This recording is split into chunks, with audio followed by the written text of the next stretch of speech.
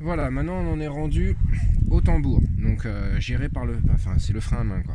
Donc là, je vois que les mâchoires, elles sont super lisses. Donc je comprends pourquoi le maintien de frein à main n'était pas top. Donc il va falloir démonter et surtout dépoussiérer tout ça. Donc avant de démonter, moi c'est quelque chose que je propose à chaque fois pour vous éviter d'avoir des problèmes au remontage. Donc là moi j'ai pris, ils n'existent pas en Brembo, enfin je les ai pas trouvés, donc j'ai pris la marque Reika, une marque italienne. Bon, c'était ce qui était préconisé pour. Hein. Donc quand on ouvre le paquet, donc c'est un kit pour les deux roues arrière. On voit qu'elles sont toutes identiques, donc vous en prenez deux pour cette roue. On peut voir ici qu'il y a un côté qui est plus petit, donc ça va être plus compliqué à voir. Je sais pas si tu arrives à choper, Yannick. Yes. Ouais, qui vient se mettre dans le mécanisme du frein à main, et puis la partie la plus large, quoi, qui vient se prendre dans un système. À mon avis, c'est une grosse vis qui va permettre de régler la tension du frein à main. Donc il n'y a pas de raison, quand je vois la dureté, il n'y a pas de raison que ça se dérègle, donc je vais garder les réglages d'origine. Donc ça, je vais essayer de ne pas y toucher lors du démontage. Donc une fois que vous avez vu comment que c'était foutu, donc pas un petit en haut et puis un grand en bas, hein, les deux en grand en haut, vous les positionnez et on continue de regarder ce qu'il y a dans le pack. Donc là, j'ai la petite pochette de visserie.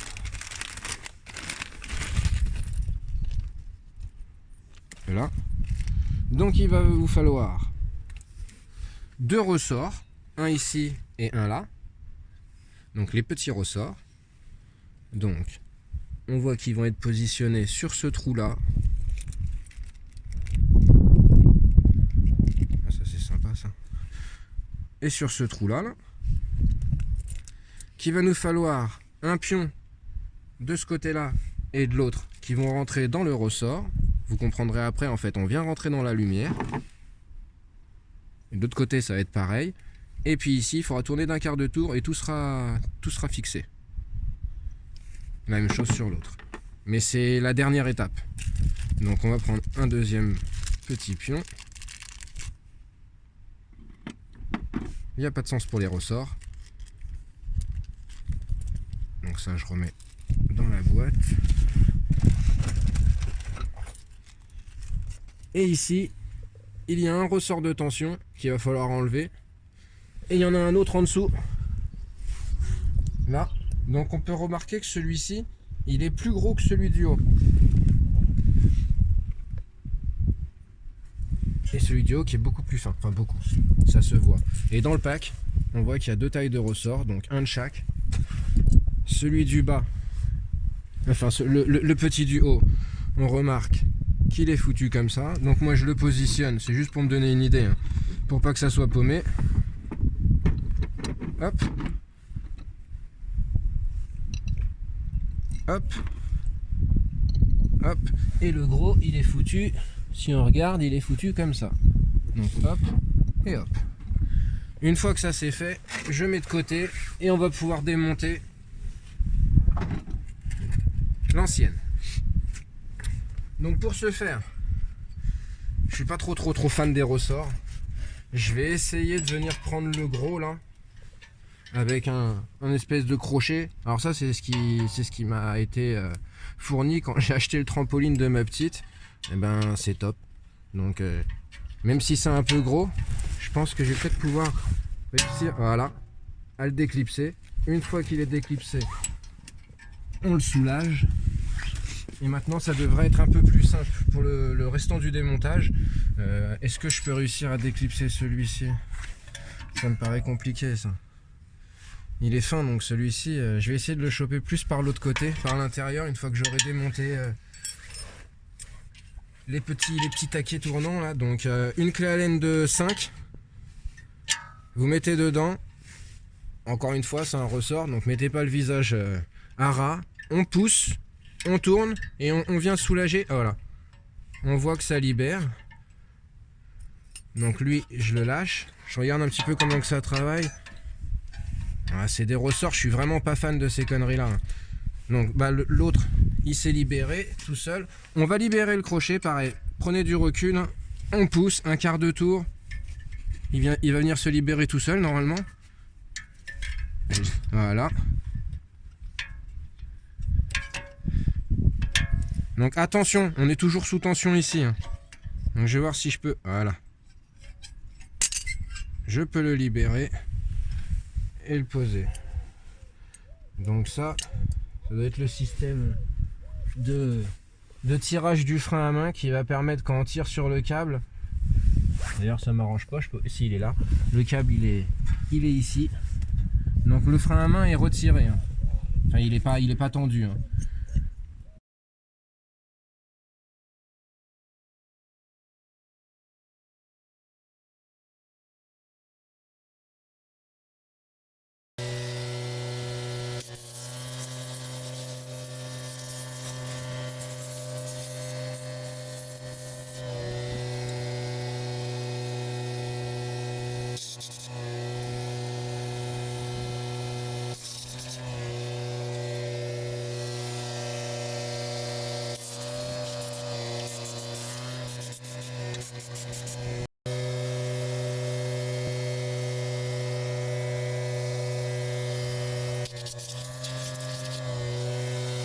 Bon, on va repasser au remontage. Donc pour le frein, cette pièce là, la nettoyer, j'ai mis un peu de graisse pour faciliter le mouvement.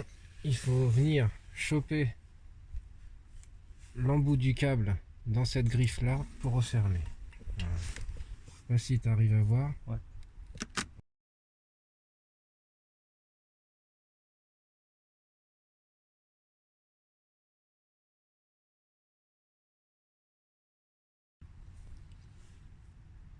Donc on va commencer par monter une des mâchoires. Donc on prend un pion avec son ressort, la clé de 5, on regarde à peu près comment il est positionné et on essaye d'aller dans la lumière en face. Ah ouais.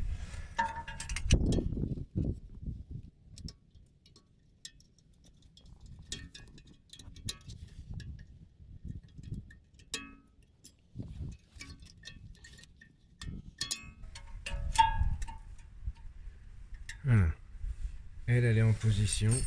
Il va falloir monter la suivante, sa petite sœur, et puis après on va passer au ressort.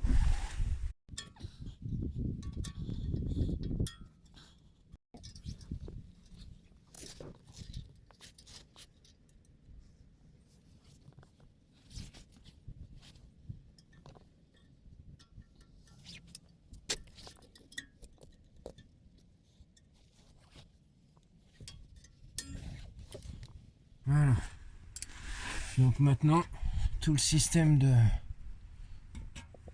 pour le frein à main est remonté avec les ressorts.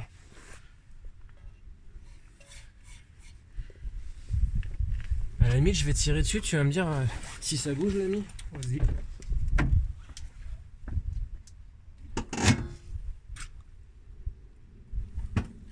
Nickel. C'est bon? Ouais. C'est bien revenu? C'est bien revenu. Allez, là on commence à remonter les disques maintenant. Donc on va passer de classique en percé. J'ai pas voulu du rainuré en plus parce que qui dit du rainuré dit que ça va mieux refroidir, mais un bon freinage c'est aussi des freins qui chauffent. Si ça chauffe pas assez, ça ne freine pas, et si ça chauffe trop, ça vient les glacer et ça freine plus non plus. Donc fallait trouver un bon compromis.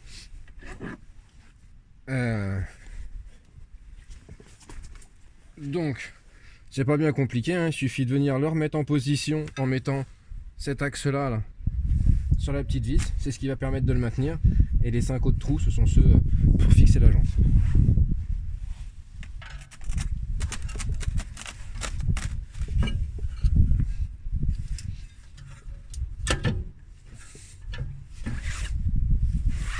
Voilà, une fois ça fait, dans le kit des jantes il y a toujours une nouvelle vis.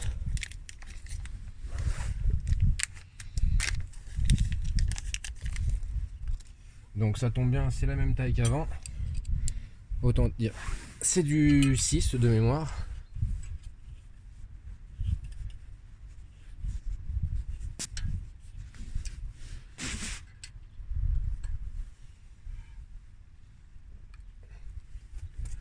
Hop là. Bon, une fois ça fait, bon, ça frotte un petit peu peut-être parce qu'on a fait un essai de frein à main tout à l'heure. Une fois que ça va rouler, on va être un peu plus tranquille. Donc maintenant on va devoir s'occuper des plaquettes. On va remonter notre fixation de tout à l'heure. Hop.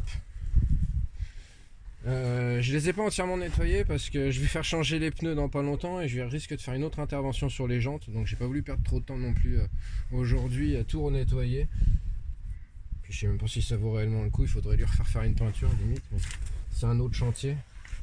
On a déjà perdu pas mal de temps sur celui-ci, donc on revient avec nos vis. Non, faut que j'enlève, ça va derrière, il y a le métal et ensuite on vient prendre. Donc là ça va se passer à l'intérieur, on se retrouve quand j'aurai fini de monter. Une fois ça remonté avec la douille de 16 derrière, on peut venir relibérer les mâchoires. Hop. Moi je vais relibérer le témoin d'usure qui est ici, que j'ai pas encore clipsé, je vous montrerai. Parce que là, avant de remonter, il va falloir qu'on pousse le piston. Vous pouvez essayer à la main, ça va être très fatigant. Moi je vais essayer avec le serre-joint. Et il y a aussi, si vous voulez vous faciliter, c'est d'aller ouvrir votre bocal de liquide de frein. Ça permettra à l'air de remonter. Là on va voir ce que ça donne. Ouais, ça se déplace déjà assez bien. Pas besoin de forcer beaucoup, hein. Laisse travailler le serre-joint.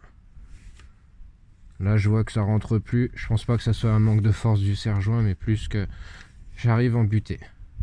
Donc on libère le serre-joint. Maintenant on peut venir avec les deux doigts pousser comme ça pour enlever la plaquette, qui du coup est beaucoup moins usée que l'autre côté. Voilà, donc on évite de mettre des merdes là-dedans. Et maintenant on va pouvoir venir avec les nouvelles plaquettes qui sont pas très loin. Pareil, Brembo Performance.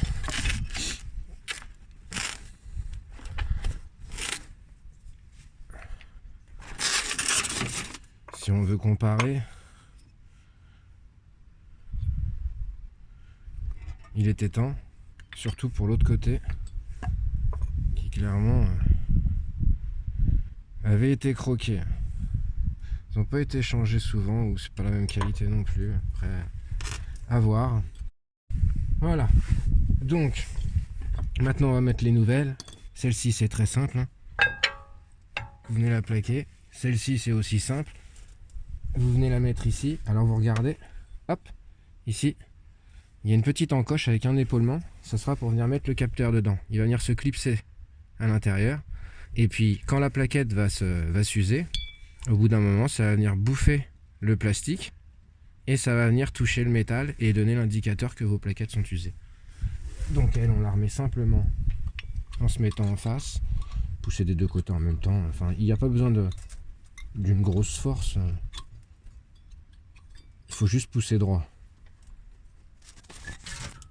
Hop là. Vous retournez. Vous voyez la lumière. Vous venez le mettre dedans.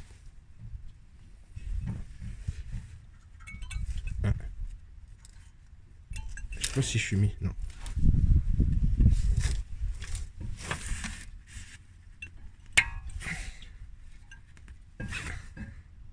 Voilà, là elle est clipsée dedans. Du coup, ici, je peux venir les refixer. Et vu que les plaquettes, elles sont bien ouvertes, on va pouvoir revenir se mettre en position. Une fois cela fait,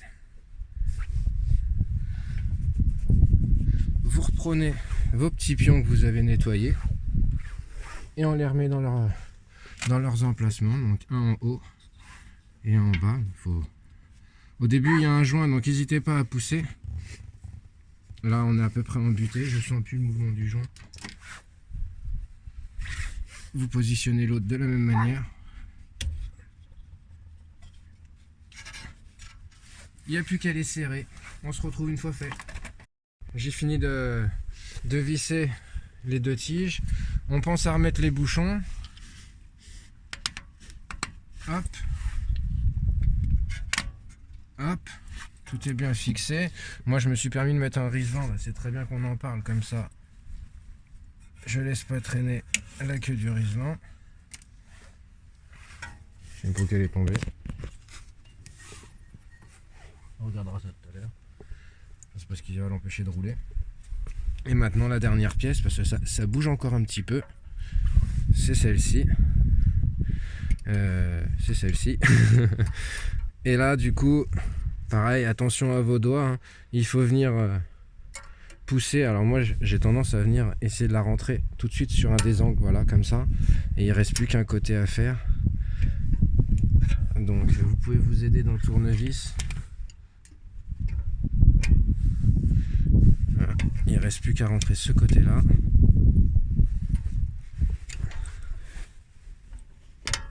Une fois ça fait, on voit qu'elles sont bien dans les griffes. Pour les freins. Voilà, ça bouge pas. C'est presque fini, il reste plus qu'à remonter la roue et puis faire la même chose sur l'autre côté. Donc allez, je m'y attelle tout de suite. Bon bah voilà, maintenant les freins sont terminés, que ce soit les disques, les plaquettes ou les mâchoires du frein à main. Il n'y a plus qu'à faire l'autre côté. Et puis faut y aller doucement au départ, histoire que ça se fasse un petit peu, que les plaquettes s'usent, que ça prenne la place sur le disque. Et puis il n'y a plus qu'à rouler quoi. Donc voilà, je vous remercie d'avoir suivi jusqu'au bout. Et puis j'espère que ça vous a dépanné. Allez, à bientôt.